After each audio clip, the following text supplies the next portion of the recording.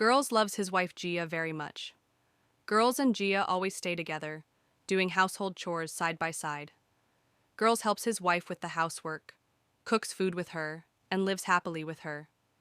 They live together with love and joy. Girls knows that Jiya loves ducks a lot. One day he goes to a field where he sees a duck. He befriends the duck and then steals it to bring it home.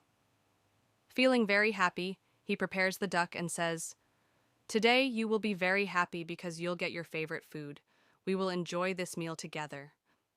Jiya is out for some work, and when she returns, she sees the delicious food prepared. She feels very happy and says that the food is amazing. Both of them eat together happily and enjoy